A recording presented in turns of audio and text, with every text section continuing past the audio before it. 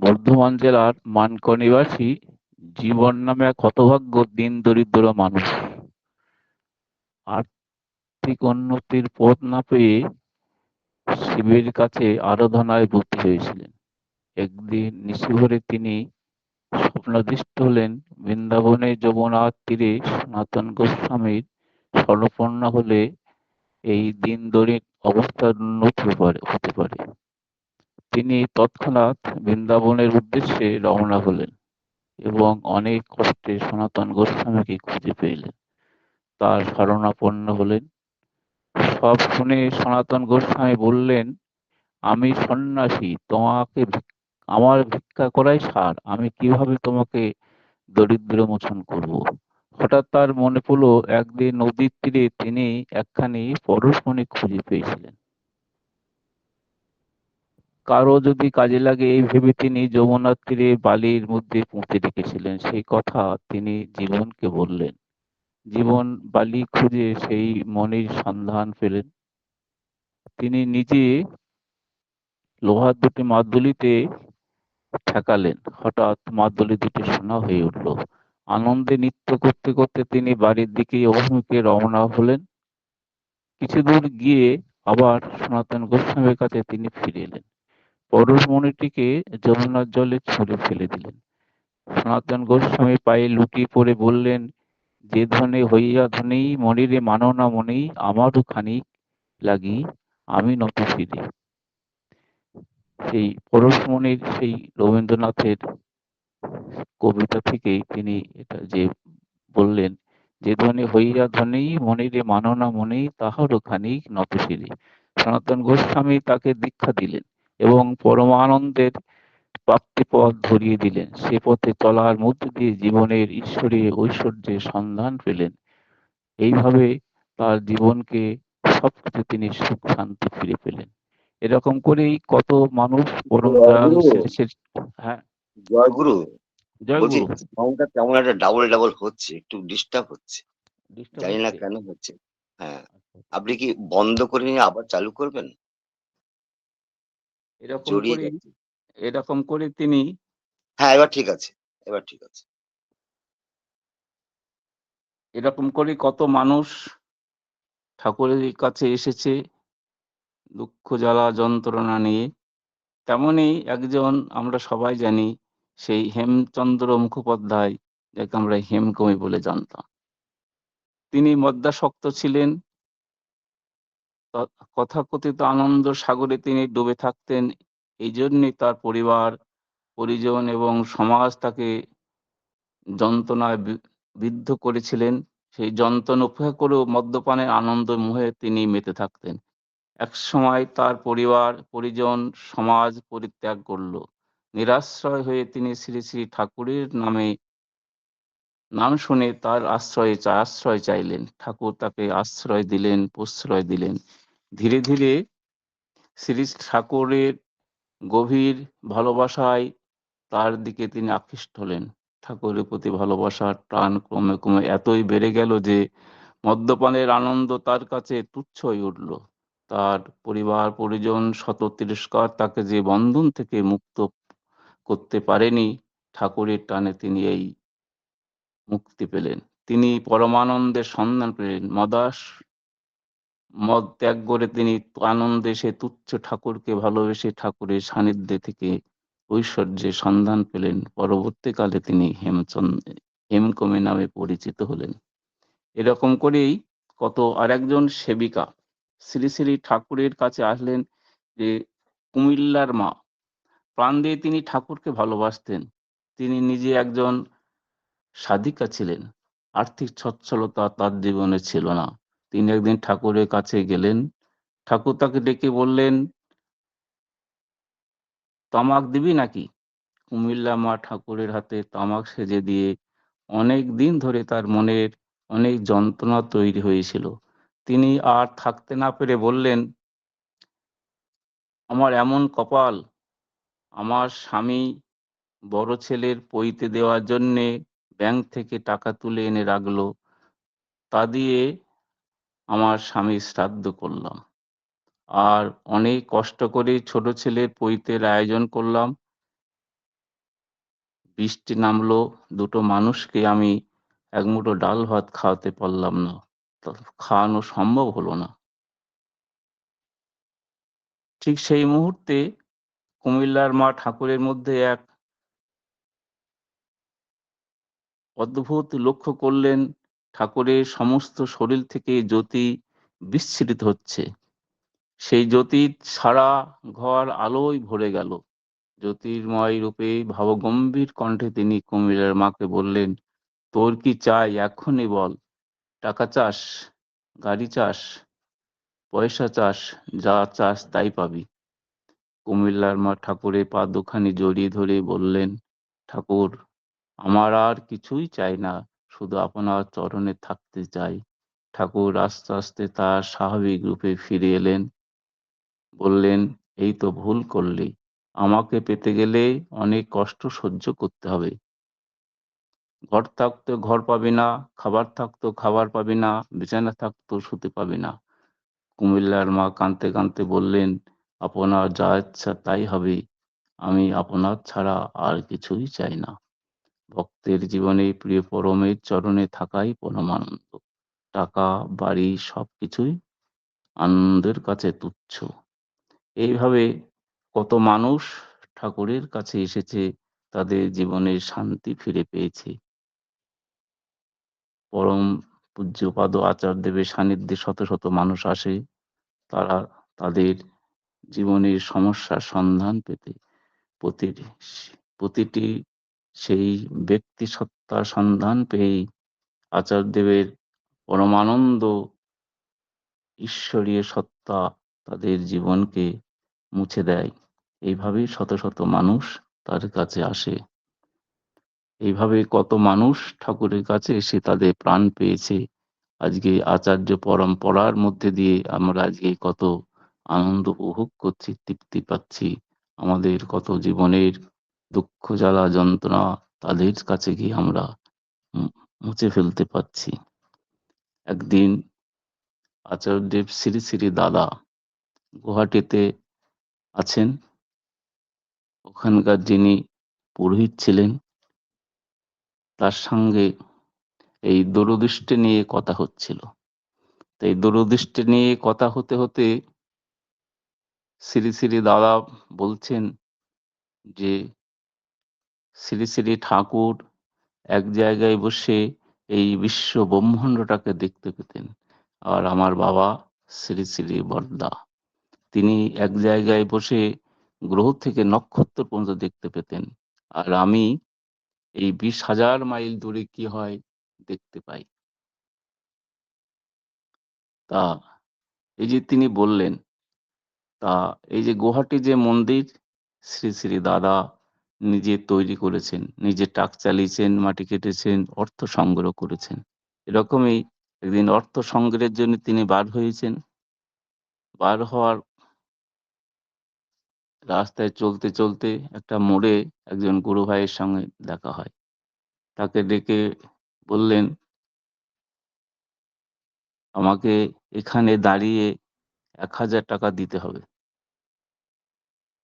তা তিনি বলছেন, আগে আমি তো সিনেমা দেখতে যাচ্ছিলাম, আমার কাছে 10 টাকা আছে, আমি কেমন করে এখানে দাঁড়িয়ে 1,000 টাকা দেবো, আপনি আমাকে বলে দেন। তখন শ্রী শ্রী দাদা বললেন যে এখানে যোগেশ কলিতাদা আছে, তার বাড়িতে যাবেন, গিয়ে তাকে বলবেন, তিনি যদি দিতে না পারেন বাড়ির মাকে ডেকে বলবেন তার ট্রাঙ্কের মধ্যে কাপড়ের ভাঁজে কাপড় দিয়ে মোড়ানো একটা টাকা আছে, সেই টাকাটা আমাকে দিতে বলবেন। তা তিনি গেলেন। সেই দাদা খুব অসুস্থ, এমনই অসুস্থ সে শয্যাশায়ী। তাকে বলাতে তিনি বললেন যে আমি তো এমন অবস্থা যে পাশের বাড়ি থেকে গিয়ে চেয়ে এনে দেবো, সে পরিস্থিতিও আমার নাই, আমি বিছানা থেকে উঠতে পারছি না। এমতো অবস্থায় তিনি সেই দাদার সেই কথা বললেন যে আপনার বাড়ির মাকে ডাকুন। তিনি আসলেন, বললেন যে আপনার শ্রী শ্রী দাদা বলেছেন আপনার ট্রাঙ্কের মধ্যে কাপড়ের ভাঁজে টাকা আছে, সেই টাকাটা শ্রী শ্রী দাদা আপনার কাছে চেয়েছে। ওই মা কোন এক সময় টাকাটা রেখেছিলেন, কিন্তু তিনি ভুলেও গিয়েছিলেন। তারপরে তিনি সেখান থেকে বার করে নিয়ে এসে সেই অর্ঘ ওই দাদার হাতে দিয়ে দিলেন। তার দুনয়ন গড়িয়ে জল পড়তে লাগলো। এই যে তেনারা যা বলেন বাস্তবে তারা করেন। তাই এই যে আমরা এক্স এক্স-রে করে দিয়ে আমরা দেখি, তাই তাদের সেই চোখের মধ্যে দিয়ে সেই এক্স-রে দেখা যায়। সে ২০,০০০ তিনি যে বলেছিলেন, আমি যে ২০,০০০ মাইলে দূরীকে হয়ে আমি দেখতে পাই।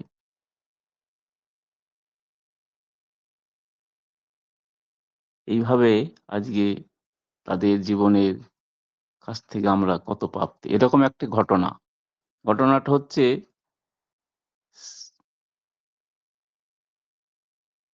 শ্রী পরম পূজ্যপাদ বৌদির কাছে দাঁড়িয়ে আছি। তা একজন আসামের এক মাকে বললেন যে, "তোদের সঙ্গে তো তোদের দাদার অনেক ঘটনা আছে। তোরা সেই ঘটনাগুলো তো আলোচনায় লিখতে পারিস।" তা সেই মা পরে আলোচনা একদিন পড়ে দেখলাম, ওই মা তাদের জীবনের একটা ঘটনা লিখেছে। ঘটনাটা হচ্ছে যে তার ভাই খুব ভালো ক্রিকেট খেলে। তারা শ্রী দাদার কাছে আসতেন। দাদা তাদের সঙ্গে অনেক গল্প করতেন। তাদেরকে এতই ভালোবাসতেন যে কখনো রাত্রি হয়ে গেলে দাদা নিজে গাড়ি চালিয়ে তাদের পৌঁছে দিয়ে আসতেন। এরকম করে চলতে একদিন শ্রী দাদা তার ভাইকে বলছে যে, "তুই কালকে আসবি, আমি তোর সাথে ক্রিকেট খেলবো।" তা ওই ভাইটার একটা উম টুর্নামেন্টের জন্যে ডাক এসছে, সেখানে তাকে যেতে হবে। তার টিম থেকে তাকে ডেকেছে। তা সেদিন সে দাদার কাছে না এসে সেই টুর্নামেন্ট খেলতে চলে গিয়েছে। খেলতে গিয়ে তার এই হাতে এমন লেগেছে যে হাতের বুড়ো আঙুলটাকে বাদ দিতে হয়েছে। তা এই যে আচার্যদেব শ্রী দাদা তাকে যে ডাকলেন, তা সেই সে যে তার কথা যে শুনল না, না শোনার মধ্যে দিয়েই তার জীবনের সে একটা আঙুল বাদ পড়ে গেল, সে জীবনে আর খেলতেই পারল না। তা সেজন্যে তারা দ্বন্দ্ব বাধা বিঘ্ন দলেই দক্ষ কুশল তরির আগে গুরুর আদেশ পালন যেথায় সেথায় তো সিদ্ধি জাগে। তাই এরকমই একটা বই পড়ছিলাম, আর একজন মা লিখেছেন তার জীবনের কথা অমিয় সায়নে। সরোজিনী ঘোষ, যাকে শান্তির মা বলে শ্রী ঠাকুর ডাকতেন। এই শান্তির মা কেমন করে হলো? সেই মাটি বিধবা হয়েছেন। তার পেটে তিনি যখন বিধবা হয়েছেন, তার পেটে যে সন্তানটা ছিল সে যখন জন্মগ্রহণ করলো, সে মেয়ে হলো। তার নাম রেখেছিল দুঃখিনী।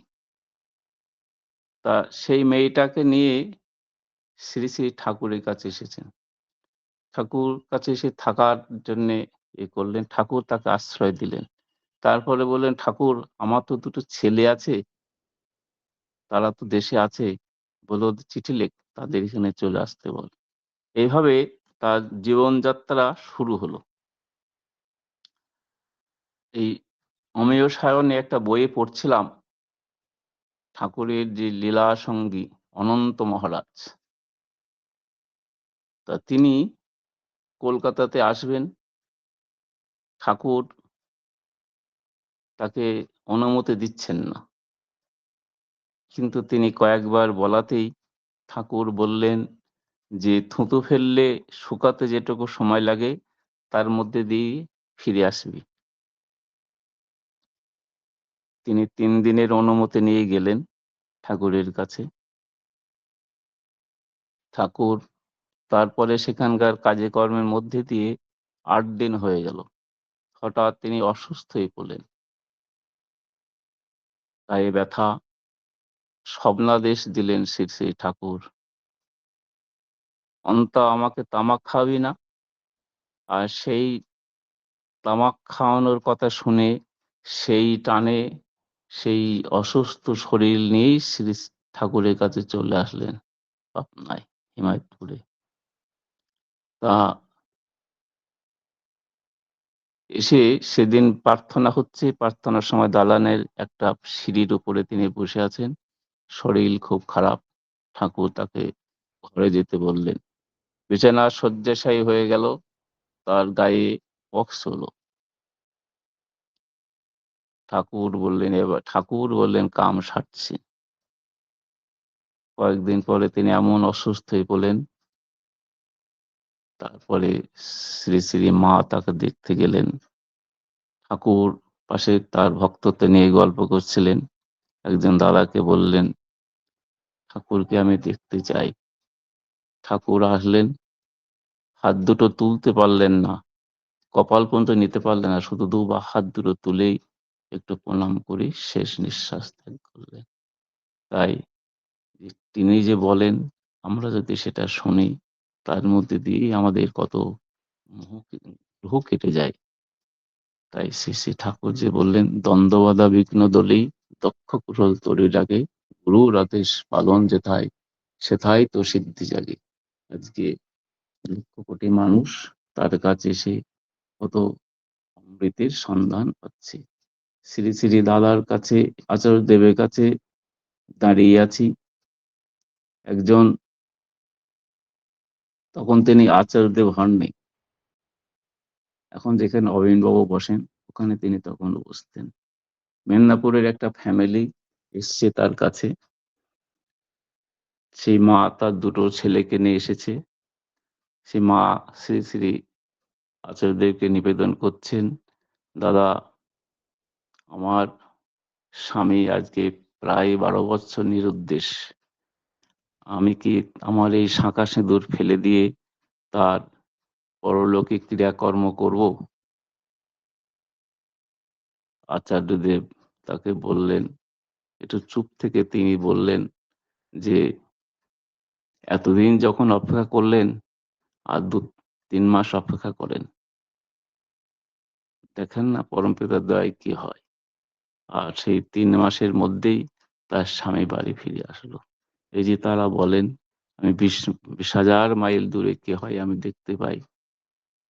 তাই আজকে আমাদের জীবনের সৌভাগ্য এমন একটা জীবন্ত আদর্শকে পেয়েছি। ইষ্টগুরু পুরুষোত্তম, প্রতীক গুরু বংশধর, এত শরীরে সুপ্ত থেকে জ্যান্ত তিনি নিরন্তর। আজকে আচার্যদেবের মধ্যে দিয়েই পুরুষোত্তম পরম দয়াল লীলা করছেন। আচার্যদেবের কাছে বসে আছি, একজন মা এসে এলোথেলো অবস্থা, তাকে নিবেদন করছেন, অল্প বয়স, বেশি বয়স না, যে আমার সবসময় সুসাইড করতে ইচ্ছা করে। তা আমরা বসেছি, মাটি দাঁড়িয়ে আছেন, আচার্যদেব শ্রী তার সেই মাটির দিকে তাকিয়ে আছেন। আমরা একবার আচার্যদেবের মুখের পানে তাকাচ্ছি, একবার সেই মায়ের মুখের পানে তাকাচ্ছি। ভাবছি হয়তো তিনি কোনো ডাক্তারের কথা বলবেন বা ডিপি ওয়ার্কের কথা বলবেন, এরকম ভাবছি মনে মনে। হঠাৎ করে তিনি একটু হাসি দিয়ে বললেন, তার সেই সুন্দর হাসিটা, বলল, শোন, তোর যখন সুসাইড করতে ইচ্ছা করবে না, তুই তখন আমার কাছে চলে আসবি। দেখ আমার এখানে 5টা ফ্যান আছে, আমি দেখিয়ে দেবো, এসে একটা ফ্যানে ঝুলে পড়বে। দিয়ে আবার একটু হেসে দিলেন। আর আমরা সবাই একটু হাসলাম। ওই মাও সে হেসে উঠলেন, যে তার সেই মলিন মুখটা একটা সুন্দর মুখ তৈরি হয়ে গেল, একটা আভা তৈরি হলো তার মুখের মধ্যে দিয়ে। আচার্যদেব সেই পরম স্নেহে ওই মাকে ডাকলেন, আয় ভিতরে আয়। সেদিন ঋত্বিক কনফারেন্সের শেষের দিকে অনেক, সারা ভারতবর্ষের অনেক জ্ঞানী গুণী বিশিষ্ট মানুষ তার কাছে বসে আছেন। সেই মাটি একটু খুব এর মধ্যে দিয়ে, জড়সড় অবস্থার মধ্যে দিয়ে আস্তে আস্তে শ্রী শ্রী দাদার আচার্যদেবের কাছে গিয়ে বসলেন হাঁটু গেড়ে। বলল, শোন, তুই মুড়ের মোয়া করতে পারিস? বলল, আগে পারি। তিলের মোয়া করতে পারিস? আগে পারি। বলল, শোন, তুই নিজে হাতে আমার জন্য মুড়ের মোয়া করে নিয়ে আসবি, তিলের মোয়া করে নিয়ে আসবি, আনবি তো? সে বলল, আগে আনবো। তারপরে দু একটি কথা বলার পরে বলল, যা। তারপরে এই মাটি উঠে চলে যাচ্ছে। সেই পিতৃস্নেহে তাকে বলছে, "এই কাপড়টা তো উঁচু করে পড়েছিস কেন? কাপড়টা ভালো করে পরবি। বুঝলি তো? আর আমার জন্যে" আবার বলছেন, "আমার জন্য মোয়া কিন্তু তুই নিয়ে আসবি।" দেখেন, তারপরে সে মাটি প্রণাম করে চলে গেলেন। তার জীবনের সেই মহা সংকট তার একটি কথার মধ্যে দিয়ে নিবারণ হয়ে গেল। এরকম করেই আজকে আমরা এই পরম তৃপ্তি থাকি, পরম আনন্দে থাকি। আজকে শ্রী, শ্রী বরদা আমাদের যে স্বস্তি শিবির, এই শিবির যখন তৈরি হয় তখন আমাদের যে একটা কারখানার ঘর তৈরি হচ্ছিল ১ম এ। তা শ্রী, শ্রী বরদা তখন আমাদের এই যে স্বস্তি শিবিরের দাদাদের জিজ্ঞাসা করেছিলেন, "তোরা যেখানে ঘর তৈরি করছিস তা লোকে কি বলে?" বলল যে, "আগে বল এখানে কলকারখানা হবে বলে।" বলে, "হ্যাঁ, এখানে কারখানাই হবে, ম্যান মেকিং ইনস্টিটিউট হবে, মানুষ তৈরি করার কারখানা হবে।" তা এরকম এই যে স্বস্তি শিবির যে তৈরি হয়েছিল, হয়েছে আরকি। এখানে কত ভালো ছেলেদের সাধারণত দেয় না। যে ছেলেরা কথা শোনে না, পড়াশোনা করে না, বাবা-মায়ের কথা শোনে না, সেইসব ছেলেদের এখানে বাবা-মা পাঠায়। এরকমই একটি ছেলে, ঘটনাটা হয়তো আমি আগেও আপনাদের কাছে বলেছি। ঘটনাটা হচ্ছে যে মেদিনীপুরের একটা ছেলে, তাদের একমাত্র সন্তান। সেই ছেলে তার জীবনে যত অবগুণ থাকতে হয় সব তার জীবনে হয়েছে। তার বাবা-মা বিভ্রান্ত হয়েছে যে আমি ছেলেকে নিয়ে কি করব? এমন কথায় ভাবছে যে ছেলেকে পুলিশের হাতে তুলে দেব। আর মা রাতের বেলায় ঘুমাতে পারে না। ভয়ে ভাবে যে আমার ছেলে বোধহয় আমার গলা টিপে মেরে ফেলবে। এই আতঙ্কে মা রাতে ঘুমায়। এই মতো অবস্থায় তারা চলছে। একজন প্রতিবেশী গুরু ভাই তার সঙ্গে এই ঘটনার কথা বললেন। সেই ঘটনার শোনার পরে ওই প্রতিবেশী গুরু ভাই তাদেরকে বললেন যে, "আপনারা তো এত কিছু ভাবছেন, একবার ঠাকুরবাড়ি যান। ঠাকুরবাড়ি গিয়ে শ্রী, শ্রী বরদার কাছে নিবেদন করেন। আমার বিশ্বাস ঠাকুরের দয়ায়, বরদার আশীর্বাদে আপনার সন্তান স্বাভাবিক জীবন ফিরে পাবে।" তারপরে তারা সেই অভাবে পরিশ্রান্ত মনে ধর্ম বা ব্রহ্ম জিজ্ঞাসা করে, নতুবা করে না। তখন তারা সেই পরম দয়ালের কে স্মরণ করে দেওঘরে গেলেন। এখন আচার্যদেব যখন বসেন নিচে, ওই খাটে যে শ্রী শ্রী বরদা বসতেন, তিনি ওখানে বসে এই এখন আচার্যদেব সকালে যেমন প্রার্থনায় আসেন, আবার চলে যান, নাম পাঠের সময় আসেন, শ্রী শ্রী বরদাও তেমনই আসতেন। ঠাকুরদাদা যেমন করতেন তিনি তেমন করেন। তা যাই হোক, তা শ্রী শ্রী বরদা ওই নাম পাঠের পরে বসে আছেন। তারা গিয়ে তাদের সেই ছেলের কথা নিবেদন করলেন। শ্রী শ্রী বরদা বললেন, "আমি তো কিছু করি না, যা কিছু করেন ঠাকুর করেন। আপনারা ঠাকুরের কাছে প্রার্থনা করুন, পরমপিতার দয়ায় আপনার ছেলে ভালো হয়ে যাবে।" তারপরে জিজ্ঞেস করলেন, "ছেলেটি কোথায়?" বললে, "আগে এখানে কোথাও আছে।" ওই ছেলেকে আর কিছু বলবেন না। ও যেমন চলতে চায় তেমন ওকে চলতে দেবেন। ওকে কোনো বাধা দেবেন না। তারপরে তিনি উঠে চলে গেলেন। তারা ছেলেটিকে খুঁজে পেয়েছে। পেয়ে হঠাৎ করে ছুটতে শ্রী শ্রী বরদা তার ঘরে প্রবেশ করার আগেই তারা গিয়ে শ্রী শ্রী বরদাকে নিবেদন করলেন, বলে, "এই আমাদের ছেলে।" তিনি ঘরে গিয়ে বসার পরে তারা প্রণাম করলেন। আমাকে বললেন যে, "এদেরকে একটু খাওয়ার ব্যবস্থা করো। কালকে থেকে এসছে হয়তো এদের ভালো করে খাওয়াও হয়নি।" তারপরে রাঙামা তাদের খাওয়ালেন। পরের দিন প্রার্থনার সময় শ্রী শ্রী বরদা আসবেন। ছেলেটি দাঁড়িয়ে আছে আম গাছতলায়, কাঁঠাল গাছতলায়। তো বলল, "তুই এত সকালে চলে আসলি?" বলল, "আমি শুনলাম যে আপনি ঠাকুর বাড়ি যাবেন। বলে আমার সাথে যাবি? বলে আগে যাব। এই তার সাথে চলা তার আরম্ভ হলো। তারপরে তারা চলে যাবে। বাবা মা ঠাকুরের দীক্ষা নিলেন। দিয়ে আচার্যদেবের শ্রী শ্রী বড়দার কাছে নিবেদন করলেন, আগে আমার ছেলেটা তো আপনাকে খুব ভালোবেসে ফেলেছে, আপনি যদি দয়া করে আমার ছেলেকে আপনার কাছে রাখেন। তারপরে তার কাছে রেখে দিয়ে তারা চলে গেলেন। কয়েকদিন থাকার পরে ছেলেটিকে বলছে, শোন, আমার না একটা খুব ভালোবাসার জায়গা আছে, তুই সেখানে যাবি? ছেলেটি বলছে, আপনি গেলে আমি যাব। বলল, সেখানে আমার ছেলেটা থাকে, তুই সেখানে যা, তুই সেখানে গিয়ে আমার জন্য একটা ঘর বানাবি, যখন ঘর বানানো হয়ে যাবে তখন তুই আমাকে বলবি, আমি তখন সেখানে যাব। তাকে বুঝিয়ে কৃষ্ণনগরে পাঠিয়ে দিলেন। কয়েকদিন থাকার পরে সে দুরন্ত ছেলে উদগ্রীব হয়ে উঠেছে, দেওঘরে যাবে বড়দার কাছে। তারপরে তাকে দাদারা তাকে সাথে করে নিয়ে ঠাকুর বাড়িতে আসলেন। ঠাকুর বাড়িতে আসার পরে ছেলেটিকে সঙ্গে যখন দেখা হলো, ছেলেটিকে বলছে, তুই আমার আহ, ছেলেটিকে বলছে, তুই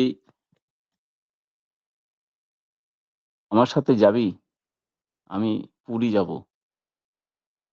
সে বললে, আগে আমি যাব। তো পুরী যাওয়ার পথে ওই তিনি মেদিনীপুর ঠাকুর বাড়িতে ছিলেন এক রাত্রি।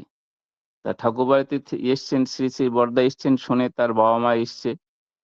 তার বাবা মাকে দেখে শ্রী শ্রী বড়দা ছেলেটিকে বললেন, তোর বাবা মা এসছে, যা দেখা করে আয়। তা পরে মাকে গিয়ে ছেলেটি গিয়ে মাকে গিয়ে বাবাকে গিয়ে প্রণাম করলো। প্রণাম করার পরে মাকে জড়িয়ে ধরেছে, আদর করছে, আর মা দুই নয়ন গড়িয়ে জল পড়ছে। যে ছেলে জন্য রাতে ঘুমাতে গিয়ে ভাবতো যে আমার গলা টিপে মেরে ফেলবে, সে আমাকে প্রণাম করছে, আমাকে জড়িয়ে ধরে আদর করছে। এই যে তার পরে তিনি শ্রী শ্রী বড়দাকে এসে বললেন তার জীবনের সেই ঘটনার কথা। তখন বললেন যে সবকিছু ঠাকুরের দয়াতে, আমার কোনো কৃপা নেই, সবই ঠাকুরের ইচ্ছা। তো এইভাবে কত জীবনকে তিনি স্বাভাবিক জীবনে ফিরিয়ে দিয়েছেন। আজকে আমাদের সৌভাগ্য যে আমরা একটা জীবন্ত আদর্শকে পেয়েছি। তাই প্রাণ খুলে বলিতে পারিব, পেয়েছি আমার শেষ, তোমরা সকলে এসো মোর পিছে, গুরু সবারে ডাকেছে, আমার জীবনে লোভিয়া জনম, জাগরে সকল দেশ। পরম দয়ালের আতুর শ্রীচরণে উপস্থিত সকলের মঙ্গল কামনা করি। আপনারা সবাই সুখে থাকুন, শান্তিতে থাকুন, আনন্দে থাকুন, ঠাকুরময় হয়ে থাকুন। জয় গুরু।